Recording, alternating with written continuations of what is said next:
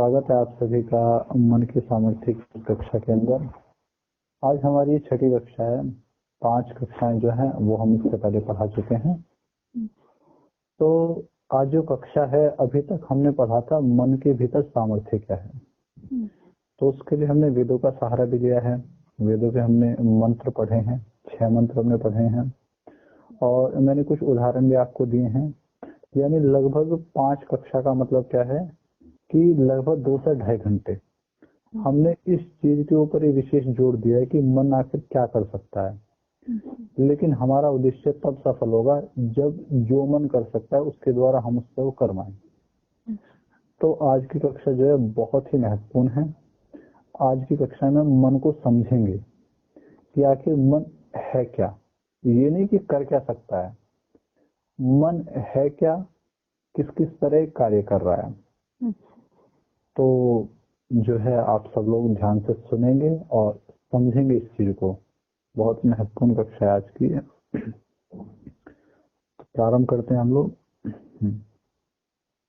मन तो है एक ही,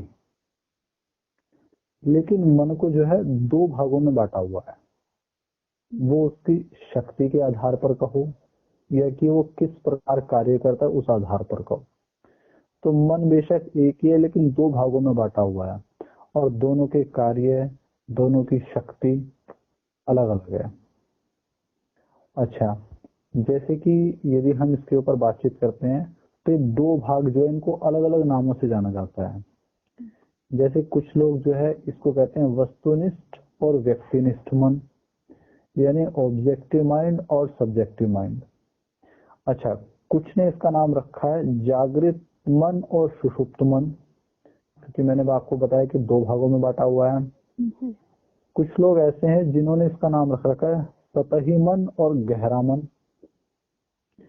अच्छा, कुछ ने इसको कहा है स्वैच्छिक मन, वॉलेंट्री माइंड और अनैच्छिक मन यानी इनवॉलेंट्री माइंड, वॉलेंटरी। ठीक है। अच्छा, कुछ ने इन मन के 2 भागों को नाम रख रखा है पुरुष मन और स्त्री मन। और एक जो बहुत ही फेमस नाम है जिसका हम लोग उपयोग करेंगे वो है चेतन मन और अवचेतन मन। चेतन मन को कहते हैं कॉन्शियस माइंड और अवचेतन मन होता है सब कॉन्शियस माइंड।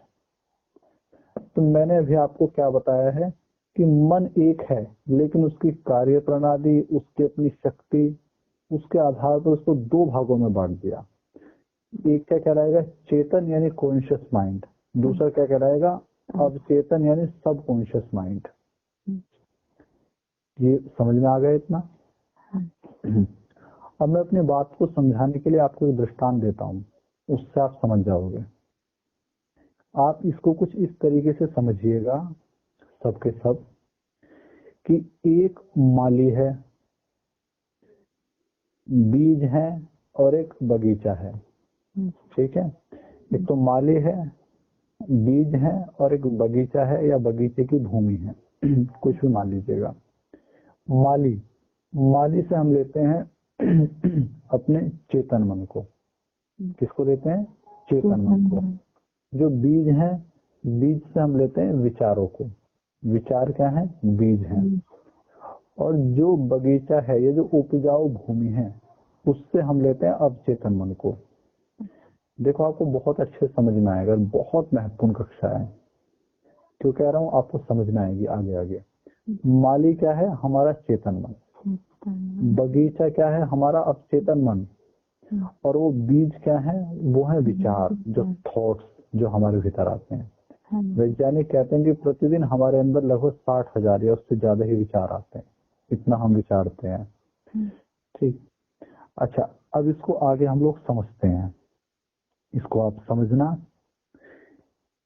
कि जैसे कि, ठीक, मान लीजिएगा माली है, माली ने बगीचे के अंदर जैसे बीज बोएगा वैसे उसके अंदर फल निकलेगा। ये तो सत्य है भाई। किसान खेत के अंदर जो भी बीज बोएगा और भूमि उपजाऊ होगा तो वो उसको बढ़ा के देगी। ये बहुत बड़ा सच्चाई है। किसान ने बीज बोया और भूमि है उपजाऊ, तो यदि वो बीज जो भी बोएगा उसको वो देगी बढ़ा के। तो किसान का हो या वो माली का हो, ठीक, वो जैसे बीज बोएगा वैसी ही फसल आपको काटनी पड़ेगी। यानी चेतन मन जिस प्रकार के विचार लेकर आएगा अवचेतन मन के पास में, तो अवचेतन मन उसको वैसे ही तरीके से उसके ऊपर कार्य करके उसको बढ़ा के दे देगा। अच्छा, अब इसमें जो है, इसमें आप लोग समझने की कोशिश करना। जैसे मान लीजिएगा आपने जो है उपजाऊ मिट्टी के अंदर, ठीक, आपने उपजाऊ मिट्टी के अंदर मान लो कोई ऐसी चीजें बोई हैं जो कटीली चीजें हैं, ठीक, तो ये थोड़ी ना है कि उससे जो है मतलब कोई अच्छे फल मिल जाएंगे। कोई कटीली झाड़ी आपने बो दी और आप सोचो कि आम सेब केले उससे आ जाएं, ये तो संभव है नहीं, ठीक। और यदि आपने जो है उसके अंदर आम का पेड़ बोया तो आम ही उससे निकलेगा, केले का बोया केला ही उससे निकलेगा। यानी यदि चेतन मन अवचेतन मन के भीतर नकारात्मक चीजें बोता है तो उससे निकलेगी क्या, नकारात्मक चीजें निकलेंगी आगे। यदि चेतन मन अवचेतन के अंदर जो है सकारात्मक बीज बोता है, सकारात्मक चीजें बोता है, तो उससे क्या प्रकट होगा, हमारे जीवन में सकारात्मकता प्रकट हो जाएगी। जैसे कि मैंने पिछली बार आपको एक उदाहरण दिया था उन महिला का जिनको स्तन कैंसर था, तो उन्होंने अपने मन से, चेतन मन से विचार किया कि मैं स्वस्थ हूँ, तो अवचेतन मन में वही सारी चीजें बैठती चली गई और लगभग 2 से 2.5 महीने में वो महिला जो है ठीक हो गई। मैंने आपको मॉरिस गुडमैन का उदाहरण दिया था, वो बिल्कुल टूट फूट गए थे। डॉक्टर ने उनको क्या कहा कि अब उठ नहीं पाएगा, इसको जो सांसें हैं वो भी अपना जो वेंटिलेटर है, जो भी साधन है उनके द्वारा दी जाएगी।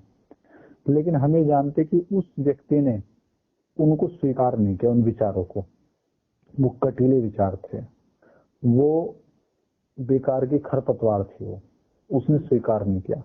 उसने अपने मन में विचार किया कि ये कौन होते हैं मेरा फैसला करने वाले, मैं 8 महीने बाद में जब क्रिसमस आएगा अपने पैरों पर खड़ा होकर जाऊंगा मैं। और देखो उसने अपने चेतन मन में विचार किए और जो विचार चेतन मन में किया अब चेतन मन में वो गहरा होता चला गया। देखो चेतन मन विचार करता है और वो विचार अवचेतन मन करता है स्वीकार। ध्यान रखना, इस बहुत बड़ी मैं विधि बता रहा हूँ आपको। चेतन मन करता है विचार और अवचेतन मन करता है उनको स्वीकार, और जो चेतन ने विचार दिया और अवचेतन ने स्वीकार किया वैसे आपका व्यवहार हो जाएगा, वैसे आप बन जाओगे। यदि चेतन मन में विचार आया कि मैं अस्वस्थ हूँ, मैं बीमार ना हो जाऊं, कहीं मेरे साथ कोई दुर्घटना ना हो जाए, और आप बार बार ये विचार आपके मन में चल रहे हैं, तो अवचेतन में वो छवि पड़ जाएगी और फिर अवचेतन मन ये आपको आश्चर्य लगेगा, वैसे ही काम करा देगा। ये ध्यान रख लेना।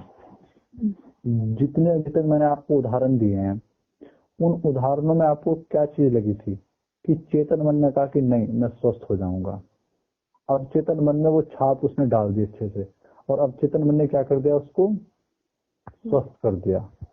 कक्षा फिर कहता हूँ थोड़ी गहरी है, लेकिन अब ये शुरू करना जरूरी था क्योंकि मैंने आपको इतना पहले ही पढ़ाया कि मन कर सकता है ये सारी चीजें, लेकिन करना किस तरीके से वो बताना मेरा फर्ज है। जैसे एक उदाहरण है, ये भी रियल का उदाहरण है। अभी तक मैंने आपको सकारात्मक उदाहरण दिए हैं, मैं इस मन की कार्यविधि के एक आपको नकारात्मक उदाहरण भी देता हूँ।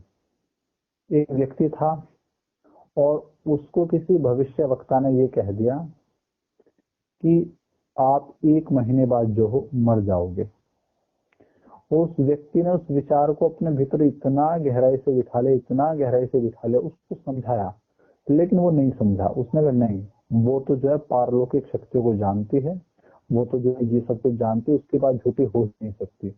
उसने अपनी सारी वसीयत आदि सब कुछ नामुम करनी शुरू कर दी, ठीक। और आखिर में क्या हुआ, 1 महीने बाद उसको हार्ट अटैक आया और वो मर गया। उसके मरने में उस महिला का योगदान नहीं है, उसके मरने में है उसके चेतन मन के अंदर जो उसने विचार किया और अवचेतन मन को उसने वो स्वीकृत करा दिया। तो इसलिए मैं आपसे प्रथम कक्षा से कह रहा हूँ कि बी पॉजिटिव, क्योंकि अवचेतन मन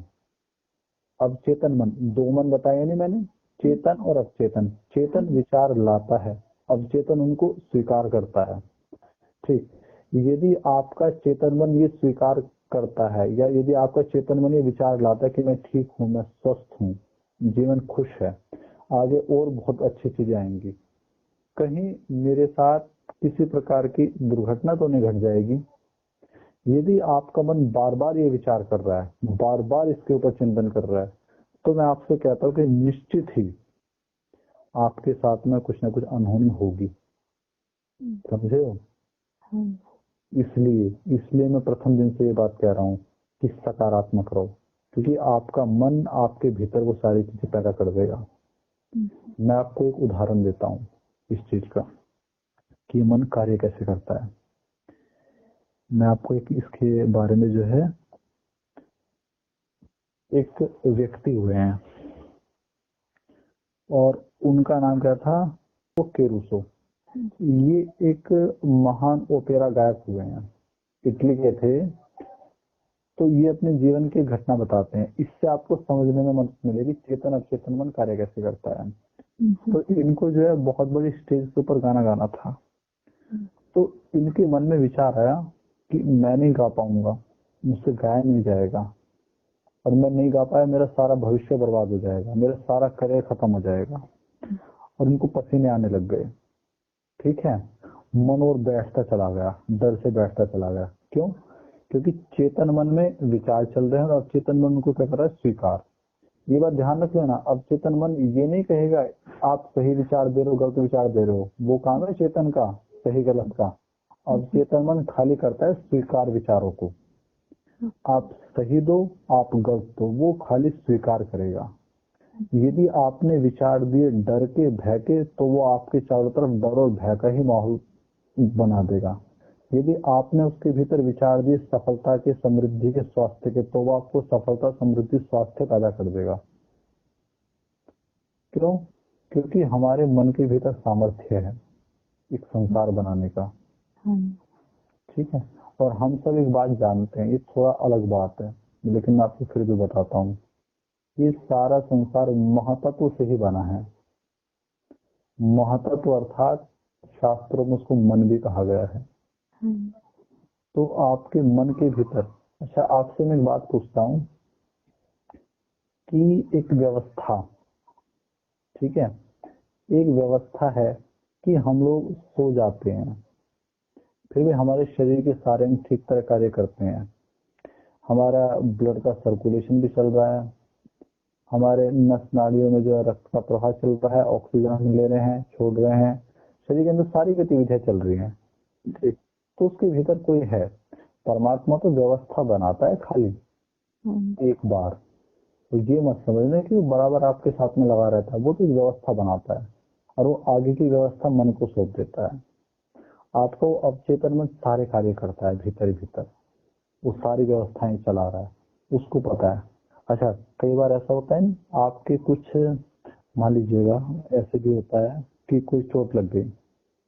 ठीक, अमूमन कई बार ऐसा होता है सब्जी आदि काटते रहते हैं, चाकू लग जाता है, और ये भी होता है कि वो ठीक भी हो जाता है। ध्यान ना भी दो तब भी कोई बहुत ज्यादा फर्क नहीं पड़ता, तब भी ठीक हो जाता है। कई बार थोड़े फुंसे निकल जाते हैं, उनका इलाज भी करवाया जाता है, कई बार ना भी करवाएं, ध्यान भी नहीं जाता, वो फिर भी ठीक हो जाते हैं। क्योंकि हमारे मन के भीतर सामर्थ्य है हमको स्वस्थ करने का, और हमको अपने मन से वो कार्य करवाना है, अवचेतन मन से। ठीक, और इसी के लिए हमने कक्षा प्रारंभ करी है। तो मैं आपको उसकी कार्यविधि बता रहा हूँ कि माली ने जैसा बीज बोया जमीन में, वैसे ही निकलेगा फल। आपका चेतन मन जैसा विचार लेकर जाएगा अवचेतन मन के अंदर, अवचेतन मन उसको बढ़ा के वैसे ही देगा। तो जिनमें ओपेरा गायक की बात कर रहा था, एनरिको केरूसो, जब इनको गाना गाना था तो इनके मन में घबराहट पैदा होने लग गई।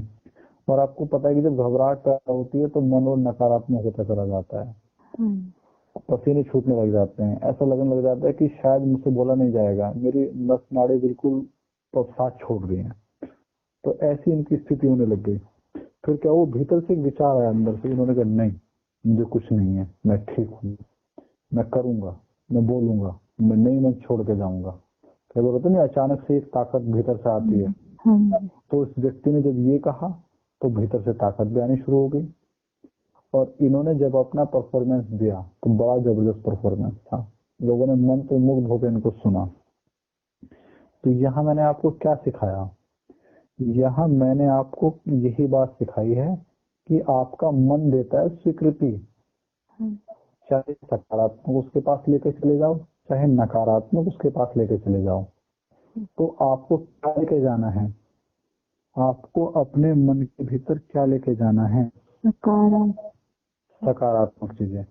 आपको विचार करना है शांति का, खुशी का, सही का, सद्भावना का, समृद्धि का, ये बीज आपको बोने हैं।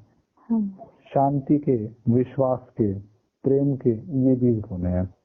यदि आपने प्रेम के बीज बोए तो चारों तरफ आपको प्रेम ही नजर आएगा, और यदि आपने बीज बोए द्वेष के तो चारों तरफ आपको लगेगा कि सब आपको द्वेष करते हैं। जब हमने सत्यार्थ प्रकाश पढ़ी तो हमको एक विचार पढ़ाया गया था वहां पर, उसके ऊपर मैं अगली कक्षा के अंदर व्याख्या करूंगा। वो था यन मनसा ध्यायति, जैसा आप मन से ध्यान करते हो, तद वाचा वदति, वैसे वाणी से बोलने लग जाते हो। यद वाचा वदति तद कर्मणा करोति, जैसा वाणी से आप बोलने लग जाते हो वैसा ही आप कर्म से करने लग जाते हो। यद कर्मणा करोति तद भी संपद्यते, और जैसा आप करते हो वैसे आपको फल मिलने लग जाता है इस चीज का। यानी मन में जैसा डालोगे, जैसा बीज डालोगे, ठीक है, बाहर वैसे ही उत्पन्न होगा। अब ये आपको विचार करना है कि सुख चाहिए, खुशी चाहिए, प्रेम चाहिए, समृद्धि चाहिए, स्वास्थ्य चाहिए, या निराशा चाहिए, दुख चाहिए, बीमारी चाहिए, क्या चाहिए। तो ये कुछ भी कार्य करने से पहले ये विचार कर देना, ठीक है, और वैसे ही चीजें अपने अवचेतन मन के पास भेजना, क्योंकि वो हर चीज के ऊपर कार्य करेगा बिना विचारे, वो स्वीकार करता है। इसलिए उसको सुषुप्ति मन भी कहते हैं, इसको जागृत कहते हैं, इसको सुषुप्ति कहते हैं। ठीक, इसको पुरुष मन कहते हैं, उसको स्त्री मन कहते हैं, क्योंकि स्त्री के अंदर जो गहराई है वो पुरुष के अंदर नहीं होती, स्त्री भाव प्रधान होती है, पुरुष तर्क प्रधान होता है। तो ये सारी चीजें हैं। तो अवचेतन मन बहुत गहरा है, तो इस चीज को हम लोगों को विचार करना है, और आगे की कक्षा और भी बहुत महत्वपूर्ण होगी। इसके अंदर मैं आपको कुछ ऐसे उदाहरण दूंगा जिनमें आपको समझ में आएगा कि हाँ, विचार करते हैं तो वही सारी चीजें हमारे व्यवहार में आने लगती हैं। जैसा विचार वैसा व्यवहार, इसलिए पहले विचारों की ओर ध्यान दो, फिर व्यवहार भी बदलेगा, और व्यवहार बदलेगा तो सारा जीवन बदलेगा। और मैंने कक्षा में प्रारंभ में कहा है, परिवर्तन सुनिश्चित है, बिल्कुल परिवर्तन होगा। रिकॉर्डिंग बंद कर दीजिएगा।